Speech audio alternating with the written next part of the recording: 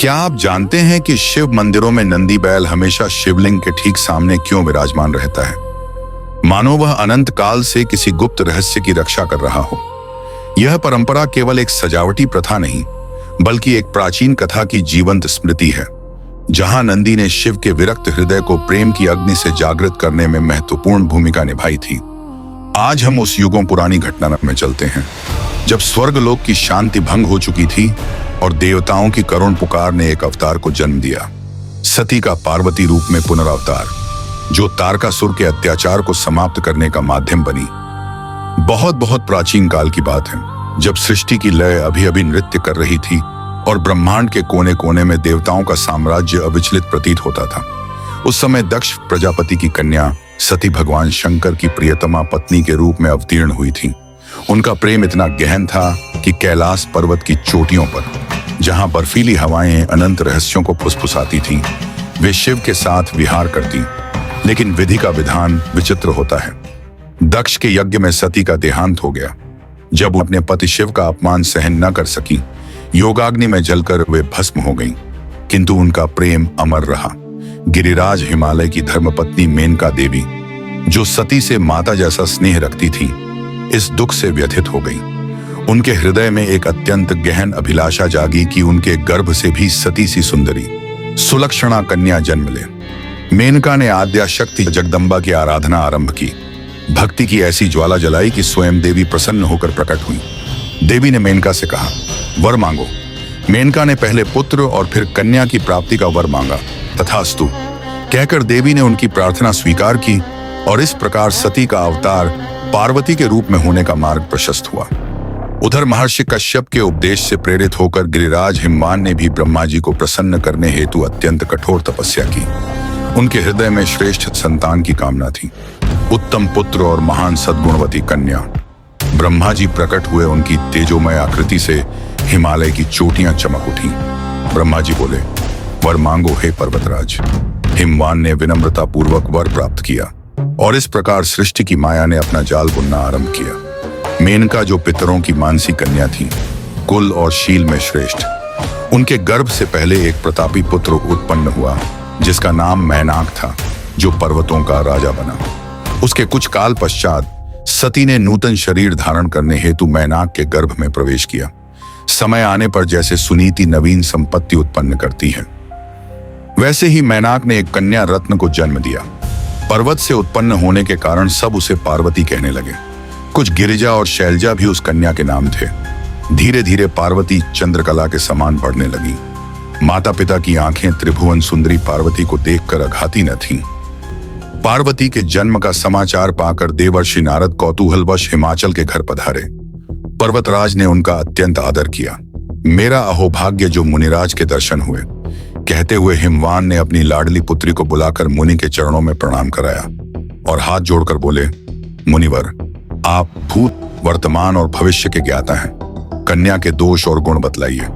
नारद जी ने हंसकर रहस्य युक्त कोमल वाणी में कहा, गिरिराज, तुम्हारी कन्या सब गुणों की खान है। स्वभाव से सुंदर, सुशील, समझदार। यह उमा, अंबिका, भवानी आदि नामों से प्रसिद्ध होगी। संपूर्ण शुभ लक्षण विद्यमान हैं। इसका सुहाग अचल रहेगा। माताएं इसके नाम का स्मरण कर पतिव्रत धर्म का पालन करेंगी। लेकिन एक अवगुण है, इसका पति माता पिता रहित, योगी, जटाधारी, अनोखे वेश वाला होगा। यह सुनकर हिमवान और मेनका दुखी हुए, किंतु पार्वती अत्यंत प्रसन्न हुई। नारद ने कहा, यह दोष शिव जी में है, लेकिन यदि विवाह हो तो दोष गुण बन जाएंगे। पार्वती तप करे, शिव कृपा के समुद्र हैं। आशीर्वाद देकर नारद ब्रह्मलोक चले गए। उधर सती के देहांत से शिव ने दूसरा विवाह न किया। भोग विलास छोड़ हिमालय के सुंदर शिखर पर तपस्या आरंभ की। उनके पार्षद प्रमथगण और नंदी साथ थे। शिव विरक्त हो रघुनाथ का नाम जपते। हिमवान पार्वती को लेकर शिव पूजा हेतु गए। पार्वती नियम से फूल चुनती, बेदी स्वच्छ करती, जलकुशा रखती, थकान का अनुभव न होता। इन्हीं दिनों तारक नामक असुर हुआ। अजर अमर भुजाओं का बल विशाल, प्रताप तेजोमय। उसने सब लोक और लोकपालों को जीत लिया। अत्याचार की गर्जना से स्वर्ग कांप उठा। देवता ब्रह्मा जी के पास गए, कष्ट कथा सुनाई। ब्रह्मा जी बोले, तारक की मृत्यु शिव पुत्र से होगी। इस समय सती पार्वती रूप में अवतीर्ण हुई हैं। शिव विरक्त है, समाधि में लीन है। उन्हें विवाह हेतु तैयार करो। देवताओं ने कामदेव को भेजा शिव की तपस्या भंग करने के लिए। कामदेव वसंत आदि सहायकों सहित पहुंचे जहां शिव तपस्या कर रहे थे। कामदेव ने पुष्प धनुष पर 5 बाण चढ़ाए और शिव के हृदय पर छोड़े। शिव की समाधि टूट गई। शिव जागे क्रोध में और उनका तीसरा नेत्र खुला। कामदेव भस्म हो गए। जगत में हाहाकार मचा। रति रोती चिल्लाती शिव शरण गई। शिव बोले, रति, तेरा पति अब द्वापर में कृष्ण के पुत्र रूप में जन्म लेगा। रति लौट गई। पार्वती ने शिव प्राप्ति हेतु घोर तपस्या का निश्चय किया। पार्वती ने माता पिता को बताया कि वह शिव की तपस्या करना चाहती है। हिमवान सहमत हो गए, परंतु मेनका दुखी हुई। तब पार्वती माता को समझा बुझाकर हर्ष से तप करने चली गई। हिमालय के शिखर पर पहुंचकर शिव की रात दिन कठोर तपस्या करने लगी। इसी बीच भोलेनाथ एक तेजस्वी साधु के वेश में वहां आए। पार्वती ने उसका आदर सत्कार किया। साधु ने पार्वती से तप का उद्देश्य पूछा। तब पार्वती ने कहा, महादेव को पति रूप में प्राप्त करने हेतु यह तप कर रही हूं। यह सुनकर साधु ने शिव की निंदा करते हुए कहा कि वे निर्धन, गुणहीन और अमंगल वेशधारी हैं। यह सुनकर पार्वती क्रोधित हो उठी। उनके ओठ कांपने लगे, भौहें तन गईं और आंखें लाल हो गईं। वे बोली कि तुम शिव के स्वरूप को नहीं जानते। वे अकिंचन होकर भी संपदा के दाता हैं। शमशान में विचर कर लोक की रक्षा करते हैं। उनका रूप अनिश्चित है। तुम उन्हें निर्धन कहते हो, किंतु इंद्र भी उनके चरणों में झुकता है। मेरे मन में शिव का प्रेम रस डूब चुका है, जिसे हटाया नहीं जा सकता। साधु कुछ और बोलने लगा। तब पार्वती ने सखी से कहा कि इसे रोको। शिव की निंदा सुनना पाप है। तब शिव ने अपना वास्तविक रूप प्रकट किया और पार्वती से बोले, कोमलांगी में तुम्हारी तपस्या से प्रसन्न हूं। पार्वती आनंद में डूब गई। तब शिव ने पार्वती को अपनी अर्धांगी बनाने का आशीर्वाद दिया।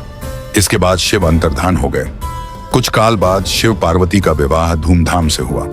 विदा के समय प्रेम और करुणा का समुद्र उमड़ पड़ा। माता ने शिक्षा दी कि बेटी सदा शिव के चरणों की पूजा करना, क्योंकि पति ही देवता होता है। इसके बाद पार्वती विदा हुई।